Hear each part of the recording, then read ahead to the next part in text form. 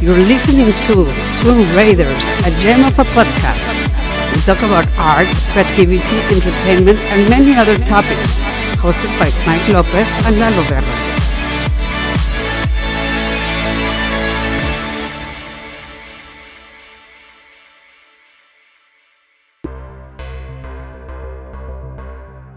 Welcome everybody to episode 7 of Tomb Raiders podcast. I am very happy to present our next guest, which is Dr. Mehmet Candas. Welcome to the show, Doctor. How are you? Hello, Mike. Hello, Eduardo. Thank you very much for inviting me. I'm doing great and glad to be here. Hello, Doctor. Nice to meet you. It's a pleasure to greet you from Mexico. Thanks to Mike and the magic of the internet. Awesome. It's an honor to have you. We're gonna learn a lot about science. So let me just tell the audience really quick that it's great to meet people like Dr. Mehmet. I feel really lucky. I almost feel like, remember Back to the Future, Marty McFly, when he meets Dr. Emmett Brown, last his friend. So it's kind of like that. But no, thank you so much. Doctor, can you tell us a little bit about you? I am an associate professor at the University of Texas at Dallas, Department of Biological Sciences. I am at the university, I think 20 years now, or maybe a little bit longer. I joined at a different capacity as a scientist coming from industrial biotechnology, then developed new projects and switched to forming a new center in a spin-off company. And later I decided to switch to more in the teaching emphasis in my work. So my academic background is a little bit more eclectic than most other professors because most people as a pedigree, they are affiliated with the university environment from the beginning. But myself, I have a background from the industrial and academic research and technology development and teaching experience. So currently, I am working at the University of Texas at Dallas, and I am very enthusiastic with my teaching work. I develop new courses, emphasize biochemistry, biotechnology, and new interdisciplinary topics, and very updated areas for developing new teaching courses such as cellular microbiology, nutrition and metabolism. I want to address the needs for preparing the current students for the future challenges as well as opportunities. Great. That's great to hear because you're not only a great professor and a great scientist, you're a great person, and we call this podcast Tomb Raiders podcast because we're looking for the gems out there that are shining and people need to know about them. And we talk, Thank sure. you. And we talk about a lot of topics, specifically art, entertainment, but a little bit of everything. And you not only helped me in my personal project, that was my comic book, The Cell Organization, remember? Yeah, Yes, it was great definitely. because you took the time to help me about knowing the influence of microbiology in our Earth. It's also about the universe we live in and the origin of life. The conversations that I had with you were great, and obviously you're a great person. You love art, and it's just great to meet you. Yes, I do remember. In fact, I do receive quite a lot of email. Some of them are solicitations, some of them are new applications, or some ideas that they want a mentor from university.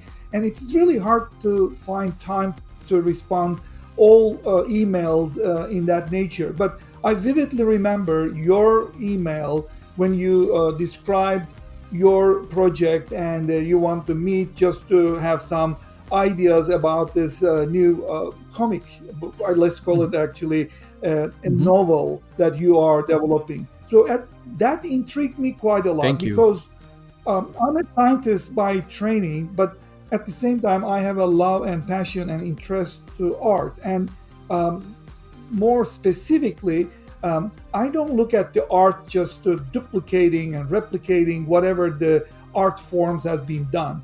New ideas, new forms, and new directions are always important from the creative point of view, especially when this is combined with some science aspect and fictional aspect. So when you introduced the project and when we met, I was very happy because that was an opportunity for me to be involved, as well as probably an opportunity for you to further develop. So I hope I was able to contribute as much as you expected, but overall, your graphic novel is definitely a very, very nice work. Thank you. And again, I was very happy to be involved, and I hope that there will be new opportunities that we can elaborate further, not only in the aesthetic version of the novel, but also maybe a more dynamic shows and more maybe new versions of the art exhibits, more interactive versions of it. Yes, thank you so much for all your kind words because, yes, this is a team effort. It was not only me, it was Eduardo, it was Gabriela Ontiveros, which are in Mexico. I was working here in Dallas, but I had people help me in Mexico, like Eduardo, Gabriela. I had another amazing copywriter. Her name is Arlene Carr. And I also had Aldo Quevedo, which is an amazing executive creative director in Lerma. So there was a lot of people involved Right. with their I input. do remember in fact, the being listed along with that many creative and dedicated people. I think it was definitely an honor for me too. I definitely congratulate everybody Thank who you. participated in that project. It is definitely a very nice one. Yes, I'll definitely need to send the link to the audience so they can check it out. I have that comic book as a digital comic book, so now it's easier to download.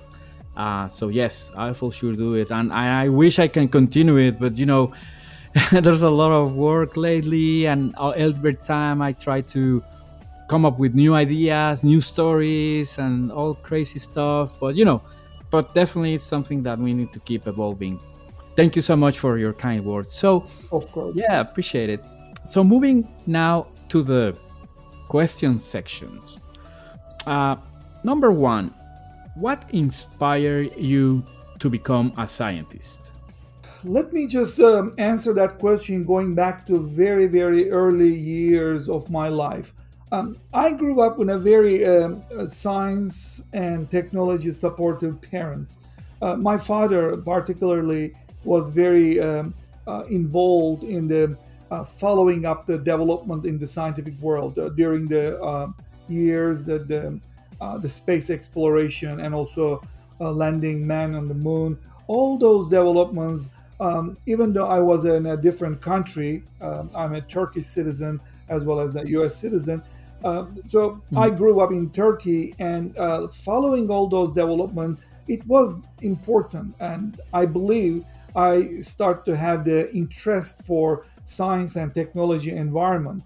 And eventually, this Mhm. interest became passion. And more than that, I start to see myself working in a scientific and technology oriented career.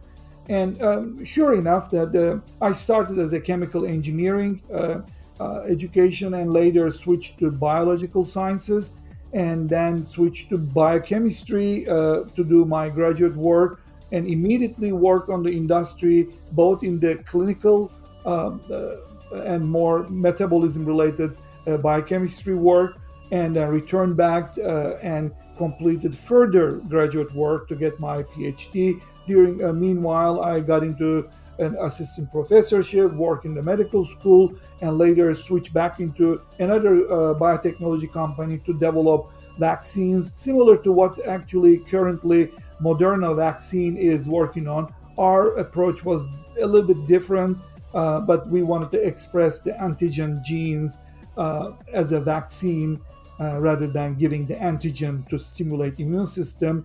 And later, I was also involved in forming a company and continuing my academic research and teaching. So, what inspired me to become a scientist that I was nurtured in a very scientific thinking environment, and therefore I don't Mm-hmm. remember I had a actually interest to become someone different than what I am today. I was also very much interested with the art.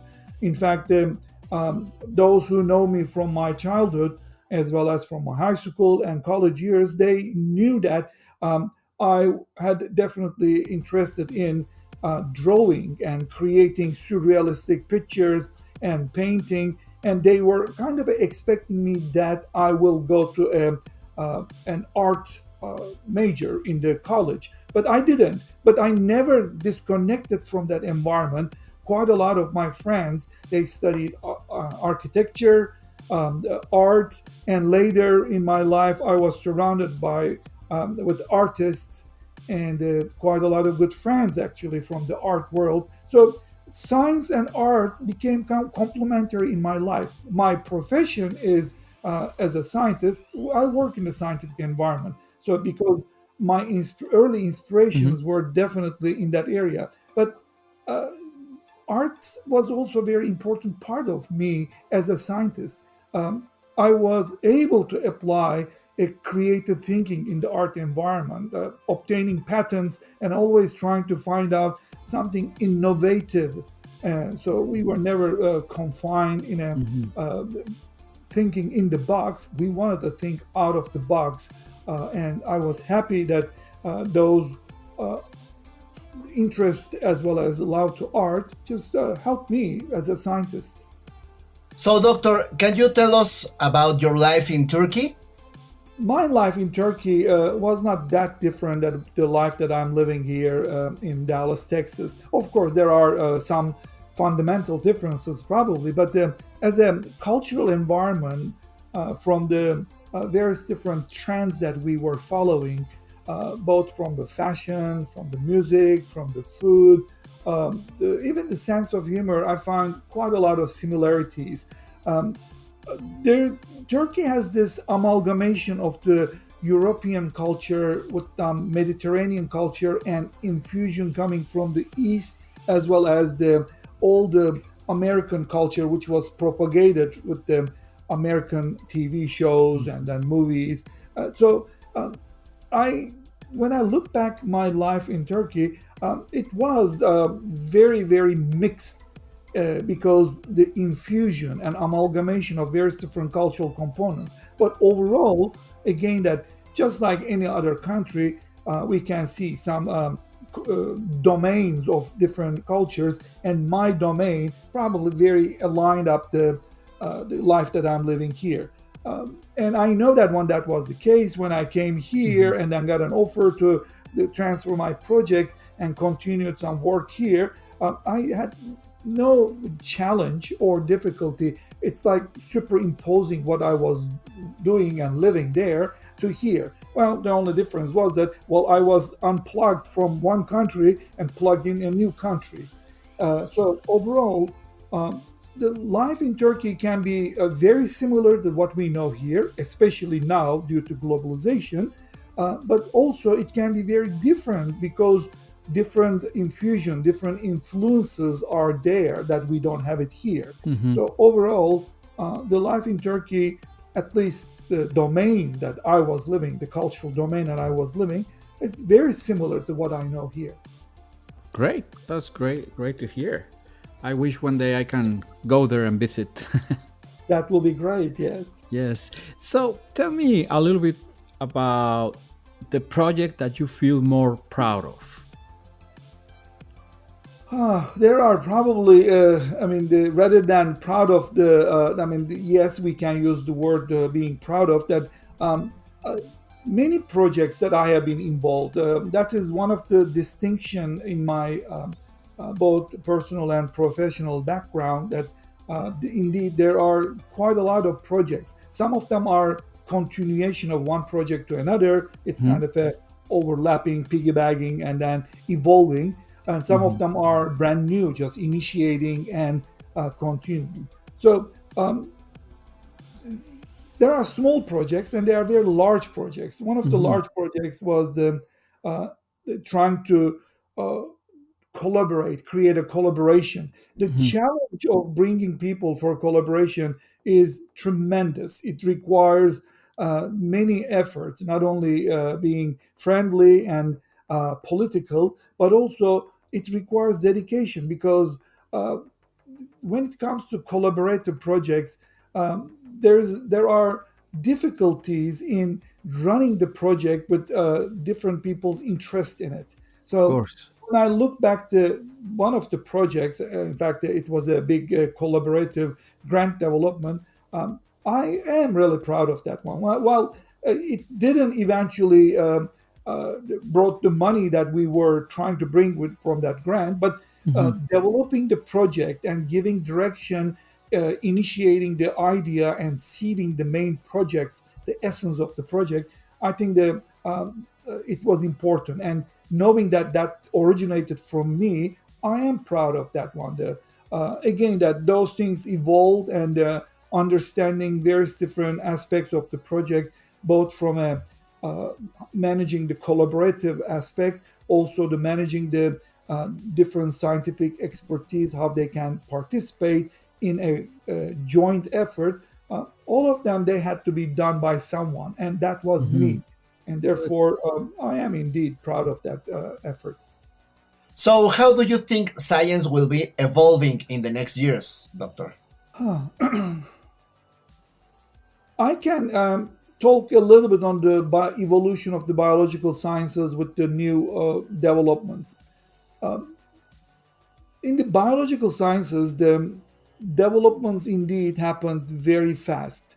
One of the biggest challenge, and this is still an ongoing and developing challenge, is that biological science is developing tremendous amount of data, and these data sets, they are not necessarily talking to each other. So let me just give a more solid example.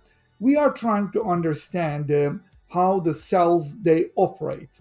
Now, operation of a cellular component requires the organization of various different molecules Mm-hmm. in a individual reaction part, as well as the assembly structural part, and altogether organization of all these reactions and then components in a much more organized fashion that we call it unit of life, the cell. And we try to understand these and formulate these.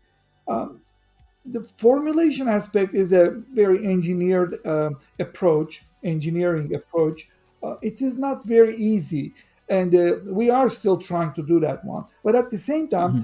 our technological advances brought to a level that we are indeed seeing quite a lot of reactions, not only at the atomic level, but also the structures in the molecular level and how they are working together. Now, all of them, they were not doable last 20 years ago. And all of a sudden now we have the ability. But we are not talking about one or two or five or thousand molecules. We are talking Mm-hmm. about an unbelievable number of structural and organizational the components that we call it cell, and then those cells they make multicellular organisms, and then those organisms they fit into an ecological setting. So as you see here, understanding biology now reached a level that we need integration. So therefore, a direction that this biological sciences is evolving is that more integrative, more system level analysis.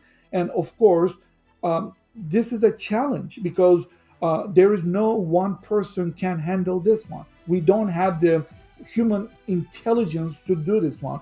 We have to work with the computational system and artificial intelligence and machine learning systems. Now, that is pushing Mm-hmm. the science to a different area. We are trying to uh, generate machine learning systems and artificial intelligence that will help us to understand life. And therefore, Uh, where Mm-hmm. science is evolving, overall, it really evolves to one point. We want to better our life, but at the same time, we still didn't fully explain what is life. Where is that coming from? What is life here, and where the life is heading? And the ultimate questions, regardless of what scientific Mm-hmm. discipline we are Mm-hmm. talking about, still try to Mm-hmm. explain biological life. Wow. Yes. My mind is like, it's very interesting because definitely it's not up to us. It's up to other technology to really understand what's happening. So it's very very interesting. Right. So moving on to the next question, I want to say that the cell organization, which you mentioned earlier, that was the name of my comic book that was inspired by science and obviously by the cells that live on the inner earth. So it had a lot of like sci-fi touch to it, since the inner earth cells had a gigantic shape. It was not small, it was just gigantic, and they were going to come out and regenerate all the chaos that we caused after a biochemical war. So, what can you Right. say about this? Especially if you compare Uh-huh. this story that we both and a lot of people worked uh, on my comic book, if you compare it with what is happening lately, it's crazy because it's very similar. Right, right. It's ironically, which is the case. Yes. Um, uh, in fact, it is a very, very similar situation that um, I we don't want to believe that it is inevitable that human beings that will we will create the disaster and we will definitely bring our end. It is hard to accept that one, but it is also the reality. It looks like that human beings are the worst thing that happens to this planet of Earth. There's no doubt about that one. We are not helping the life, but at the same time, we can just move to a different angle to that problem. Is that well, we are the one of the important aspect of the life on this planet. So whatever we are bringing, that is what the evolution of the life on this planet. So regardless of what angle we are looking at, we are part of that life. So my approach is, of course, always trying to see human beings helping betterment of the life as well as our life. And I don't define life to only human life. I would like to see the life has many, many different components. We are one of them, and we have to help the all animals, plants, all creatures that we call living, Mhm. along with the ecological system, because we are part of that ecological system. So when Earth is failing due to human induced problems, it may be a biochemical war, a nuclear disaster, contamination, pollution, you name it. Um, we have to find solutions, and we have to find them sooner than later, because later means that one there may be extinction events which there is nothing to bring it back, Mhm. which apparently happened in the history of Earth uh, without human beings, in the absence of human influence, 5 times. So now we are living in one of them. Maybe the next extinction, mass extinction, will be also including humans living on this planet of Earth. So at that point, what can we do? Uh, what I really liked about the cell organization was that it brought a mystic element, more Mhm. fictional and more philosophical aspect of it. There is a spiritual force that Mhm. we are trying to, or you just said that is a gigantic shape that is the emerging to rescue the Earth.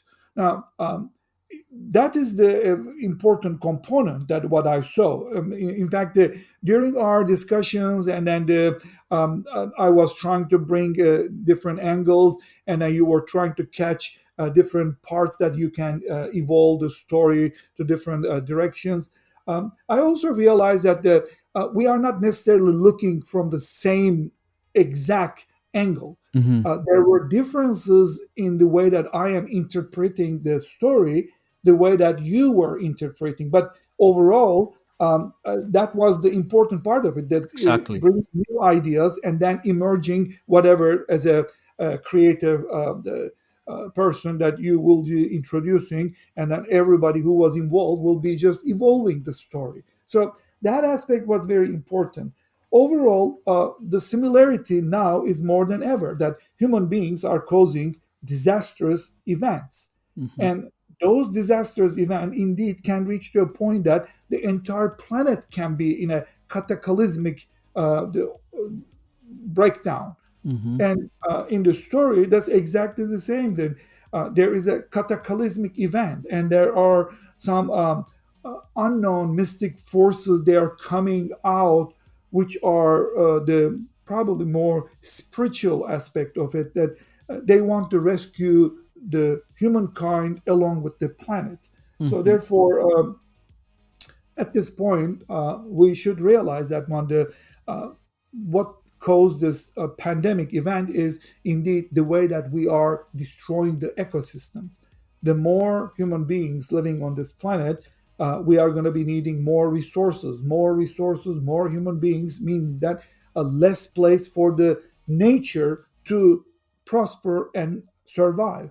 And nature is very, very vast in terms of their uh, reservoirs, which means that there are bacteria, there are viruses, there are organisms Hmm. living in a very limited part of the earth. We are a human planet now, and the more we invade the territories that the other entities are living, we are going to see some adverse interactions like this. And they are not trying to hurt us, but inevitably the adversities emerge because uh, reservoirs sometimes they are distinct, they are segregated. That we shouldn't be living with bats. In fact, we never lived with bats. And Hmm. that's very normal that there are viruses, bacteria living in different organisms that we don't have it. And their organisms can be harmful to us and vice versa.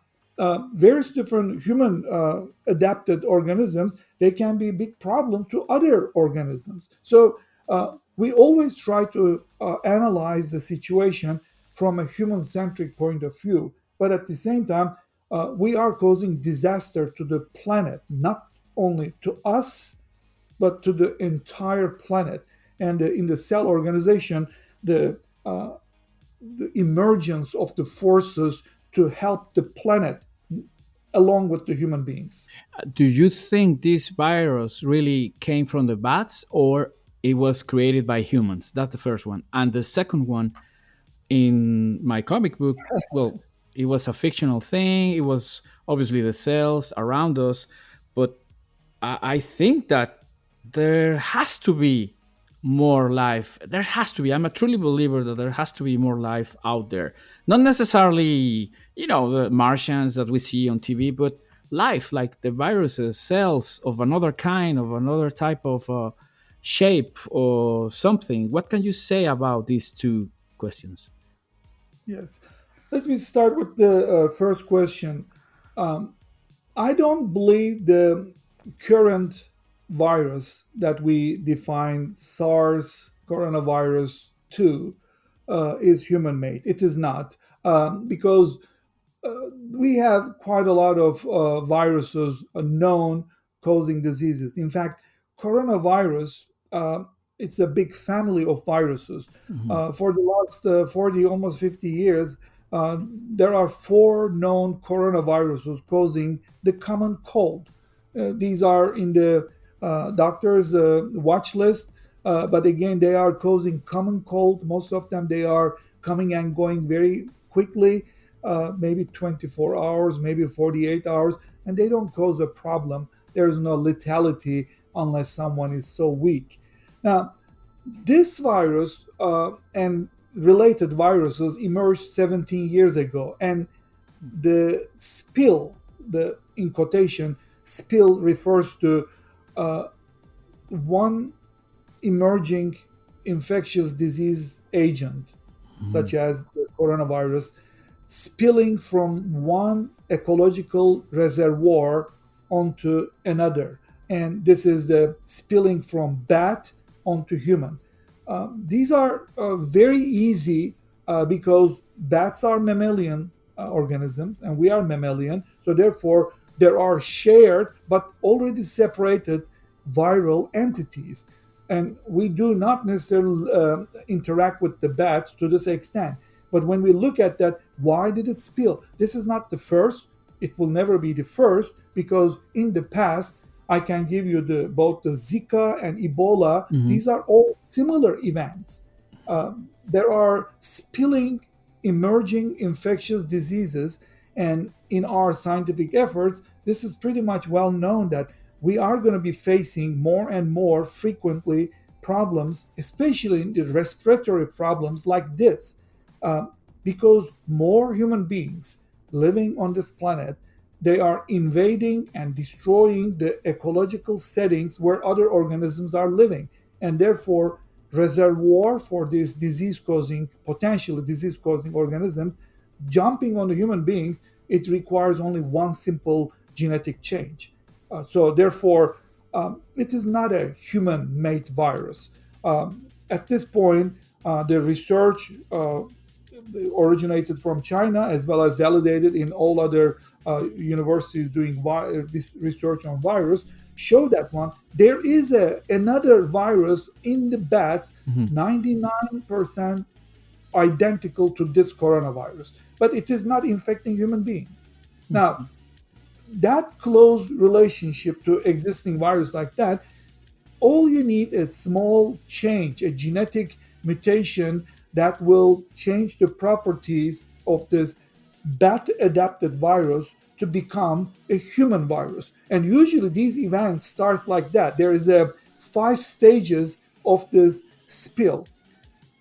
A virus, it could be a bacteria too, which is usually adapted to one species, stay there.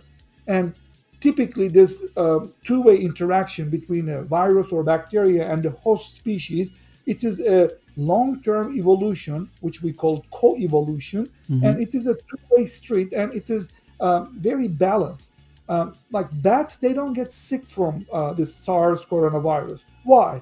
Their immune system is adapted. They are continuously giving the suppressive response, so virus never populates in them. But a little bit change, the virus can become both a bat virus, which is not hurting the bats, but also a human virus, which is hurting the human beings. So this swabbing host, they can be in both organisms, but swapped from bats to human beings. It is very likely not only it occurred both in the SARS coronavirus 1, MERS, which is Middle Eastern respiratory virus, and then SARS 2. And I guaranteed we are going to be seeing more events like this one. It could be another coronavirus infection. It could be a new infection. We have a list of different viruses, potentially big risk in the future because these things will happen. So overall, I don't believe that this was a man-made virus. It was a problem because we are invading the reservoirs of these viruses now. Definitely. Next question, uh, is there life out there beyond planet of Earth? Absolutely. It will be naive for anybody to not to even believe in that one, because we again very human centrically try to explain life as a very unique event. I think that shifted pretty much to that one, which I call it life is inevitable. So emergence of a life is inevitable. This is a very biocentric view of the universe, but the overall, indeed, the emergence of the what we call it this the properties of life can happen somewhere else is very likely. It may be happening even our next door that we didn't know how to look at that.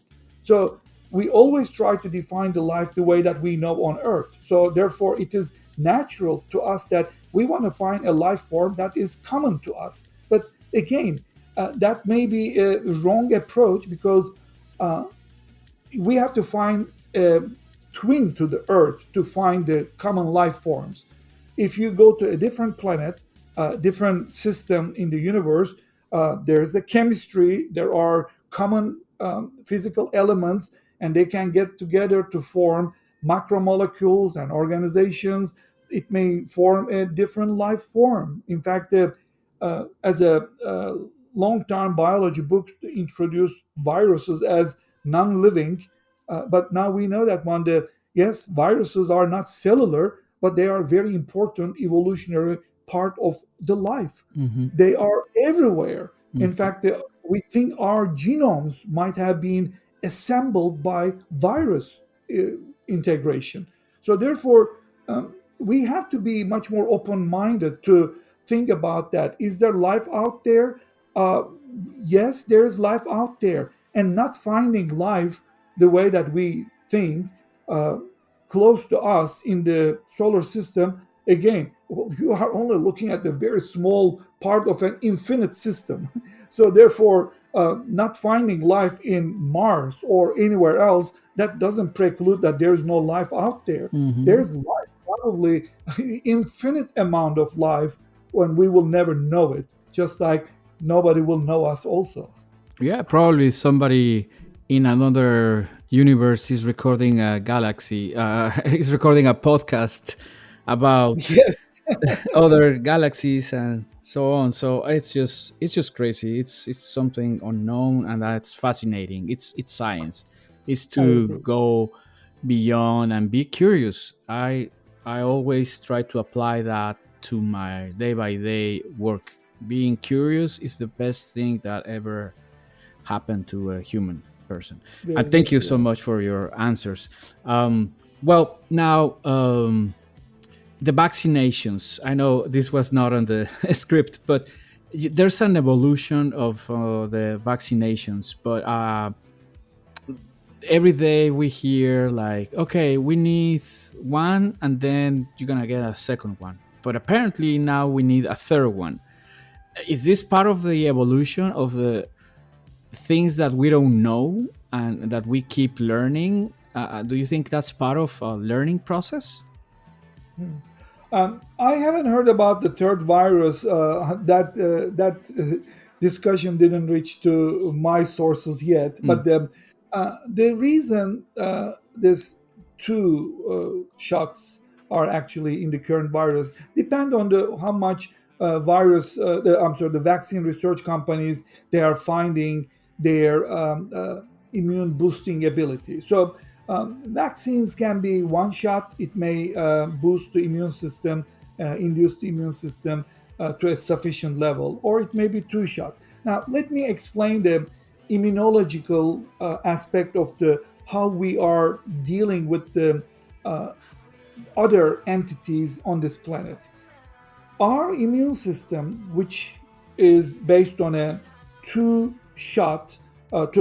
level response system. The first response system is known as innate immunity. Innate means that we are pretty much encoded with some information in our DNA how to respond. So this is, let me give an analogy. Building a big castle wall is actually an innate response. It's a barrier.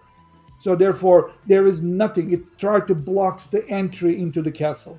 But then you can also put some sniper shooters or some cannonballs or whatever you're saying, and those will be like more offensive and more targeting towards the invader. So that will be a little bit acquired, or more specifically in our immune system, we have this kind of a barrier based and then non-specific defensive system try to block entry of potentially dangerous organisms in our system, but they are not sufficient.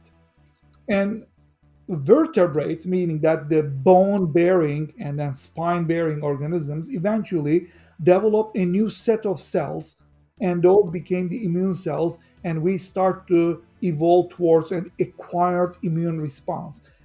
What we learn from the innate responses, it is overlaid into a more learned, acquired, specific response system. So we combine this non-specific responses with the specific responses to create a very specific uh, prevention system so that microbes, they are not overwhelming us. The microorganisms, including the viruses, which are not cellular, but they can replicate very fast. So we don't replicate. Our cells, they do not divide that quickly. So overall, a microbe can divide and overwhelm our body very quickly. But we don't allow that one. Now, apparently in the evolution, I'm talking about the millions to billions of years of this interaction with potentially adverse interactions between microbe and our host body, we realize that we cannot defend our existence with innate defenses. We had to evolve this acquired immunity, and therefore we immediately reverse engineer whatever trying to get in our body, and that is the key for the vaccine. So, in order to induce immune response, we need to interact. So, a microbe needs to get in our system, and our immune system needs to interact with that entity. And during that interaction, we reverse engineer and we develop our specific tools called antibody so that we can specifically neutralize and eliminate from our body. Now, not only that, we also keep these information in the form of memory cells. And those memory cells, they stay in our body. If the similar entity or the same entity try to invade again, now we know we don't have to go to this reverse engineering. We pull out the information from the shelf, we immediately make the antibody because we know how to make it, and we just manufacture much more robustly and more amounts, and we are stopping very quickly. So typically, an acquired immune response for the first interaction takes 7 days to 10 days to make it. And that's the time we usually feel sick. The raising temperature, that we have fever, shakes, or coughing, you name it. Those are the disease symptoms. But if the microbe doesn't kill us, we really learn what invaded us. Most of us, we can launch a much stronger immune system for the next time this invasion comes us. Now, we learned this mechanism of how immune system learns and fights and protects us. And we start to develop an artificial immunization system, which is vaccines. Before we even interact with an organism like COVID causing SARS, what about if we take the most important component of this SARS virus, which is the spike protein, S protein that binds to us, and then give that information to our body? There is no virus, but we are giving that information so that we ask our immune system develop immunity against this enemy. Now, it will be done with the first shot of vaccination. But the vaccine developer, especially the currently available the Pfizer BioNTech vaccine as well as the Moderna vaccine, um, they require two. The Moderna wants one shot, but Pfizer vaccine requires two shots. Depending on the formulation, it can induce immunity with one shot or two shot. And again, what is the 2 second shot requirement? That is inducing immune system further. So most vaccines, they can work 50 to 60 to 80% depending on the vaccine. Provide a protection like that. But the a second shot, the booster shot that we call, can induce the immune system dramatically high levels, such as over 90% protection can be provided, because we are now inducing the memory cells, which they already know how to prevent, neutralize, and eliminate the infection. And therefore, before the coronavirus enters into human body, if someone is vaccinated, they are pretty much know how to neutralize the virus. And why vaccination is very important. We wouldn't be here conducting this interview if you and I we wouldn't be vaccinated with many vaccines up to this point. Of course. There are quite a lot of childhood diseases which can kill very easily. In fact, we have to really acknowledge the fact that the technological advances, the scientific advances, and then our knowledge brought us here. We didn't come here in spite of science. We came here because of science. Mhm. And vaccine is an important scientific development. It brought us to that level. It protects unbelievable amount of people before they actually die because we vaccinate them. Otherwise, the challenges coming from the microorganisms, they are tremendous. They can wipe out many individuals before they can reach their teenage years. So think about this. We are living longer and longer, not because we are living in a better environment. We are still living in the same environment, but we understood many different things that was shortening our lifespan. Mhm. One of them is infectious diseases. This I teach in my many courses, including the nutrition and metabolism and cellular microbiology and biochemistry. That 1940s, a little bit early, from 1937 to 38, the discovery of antibiotics changed the course of humanity. We start to control infectious diseases, and controlling infectious diseases, people they start to stay healthier, they start to become more productive. The production and the manufacturing, the in fact the industrial age was made possible because of the our ability to control infectious diseases. Now, antibiotics was important. Vaccination was much important. That we realized that we can also create herd immunity, which will prevent the simple superficial infections to shorten our lifespan or cripple us. So, therefore, under these circumstances, we really need to acknowledge and be very volunteering to the vaccine. Now, people they say, well, I don't know this about vaccine. Well, that was true for many vaccines. We know a lot of things about vaccines now. Mhm. Our scientific knowledge is very advanced. That's why we were able to develop a vaccine against this coronavirus in 1 year. Typically, those efforts took 5 to 10 years if we were just fully dedicate our efforts. Now we can do this one very early. Like for instance, there are variants of this virus due to natural course of the virus evolution in the human population. Some of them are concerning, but we know how to immediately realign our viruses, our vaccines to cope with those variants. So therefore, vaccination will be very important to get into the normality that we think that we want to get in. Wow, that is great, and especially a big message to all our audience, and especially the people that are taking care of themselves and are vaccinating, or maybe the people that doesn't want to vaccinate, because that's also something that is been happening. There's people that doesn't want to take the vaccination.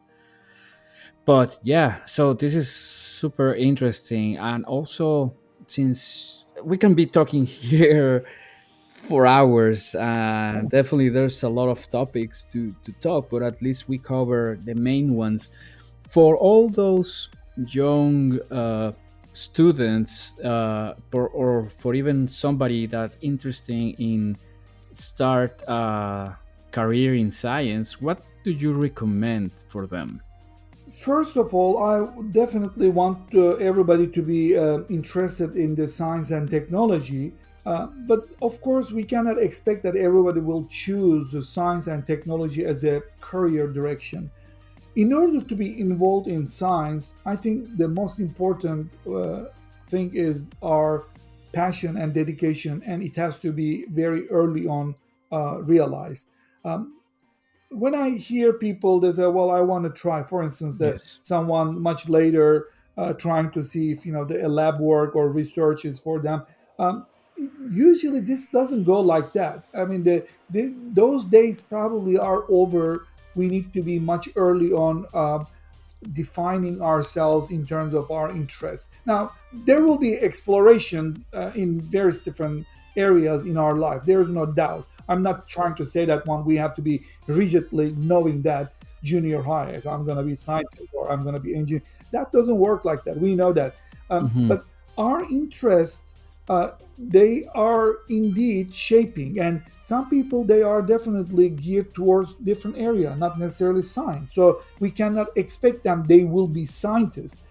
um, Being interested in science, as I gave my own example, I think I was nurtured in an environment. So it was kind of the maybe the my parents' infusion, my teachers' infusion, and also being surrounded by this same-minded friends.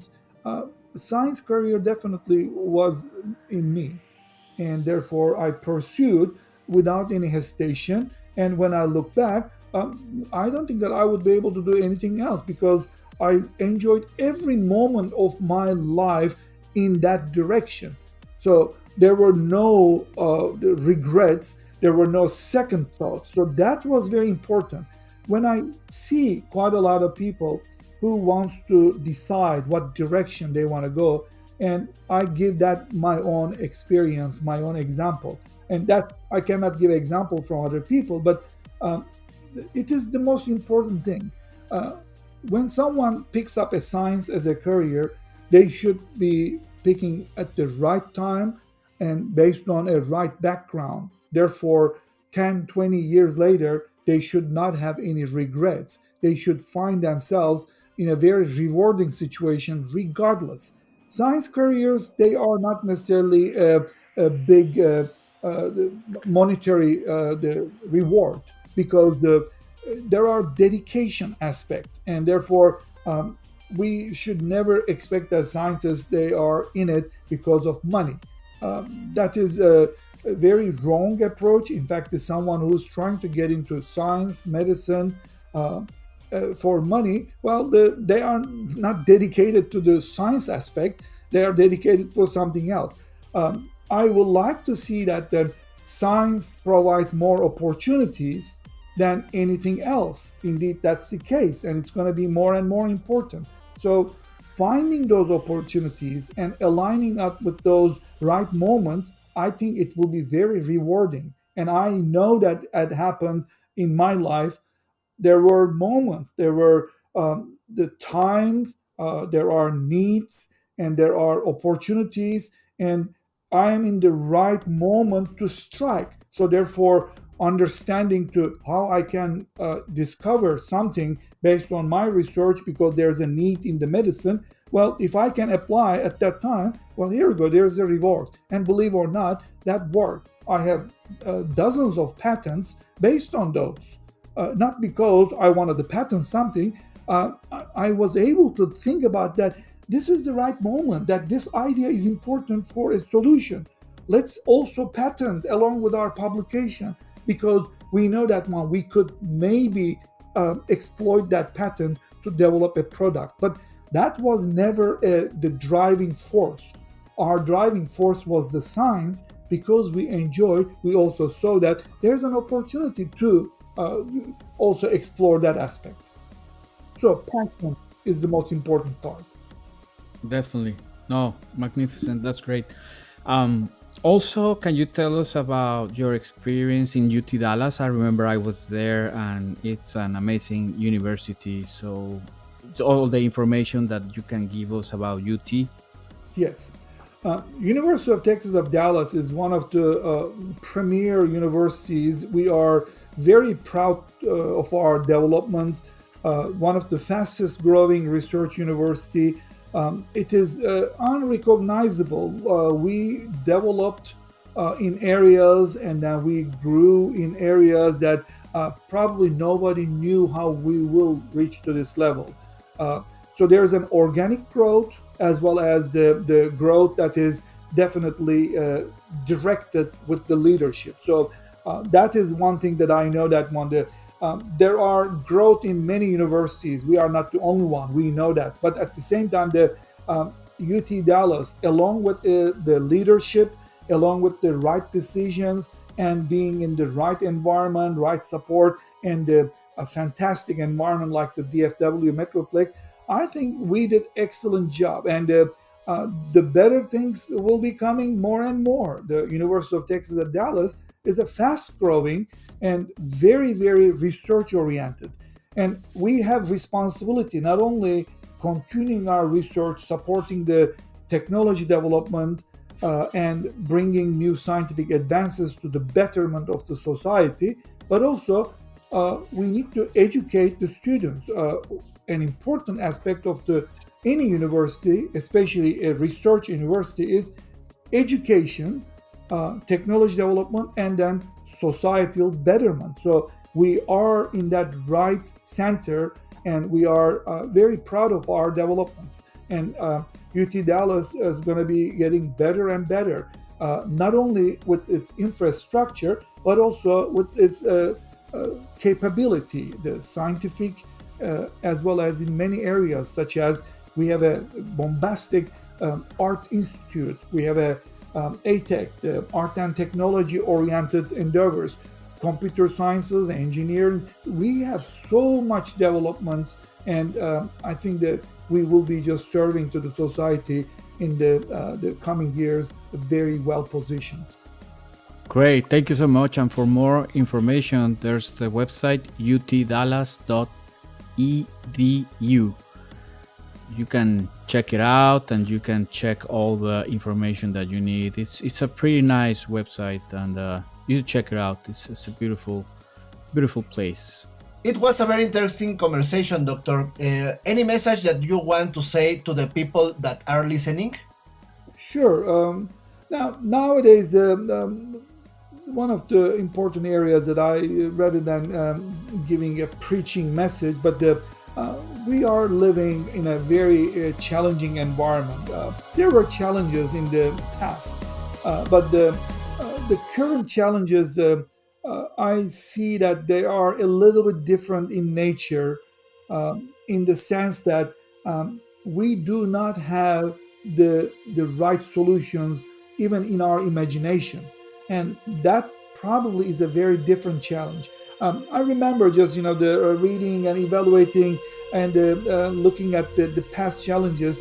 There was one interesting analogy related to in the Middle Ages or during the Renaissance time, that when people they were stressed and there were challenges related to various different aspects of our life, we start to look for hope, and some of those hopes are somehow attainable. For instance, that when the Europeans they try to actually reach to the other side of the ocean, well, we know that we will reach to somewhere else, and at least all of them are conquerable.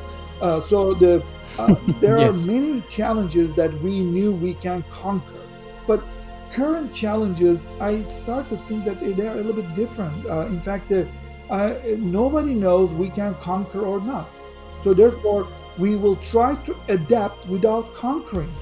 And that's a very different aspect of the current challenges. So my message will be that we really need to be much more tightly connected with our thinking and then with our actions. And the only way we can adapt is our collaboration, not separation from each other. Last Friday, I gave a talk on the evolution of the pathogen, and I explained how evolution works. Evolution looks at how biological evolution I'm talking about, how the biological entities, they change over time.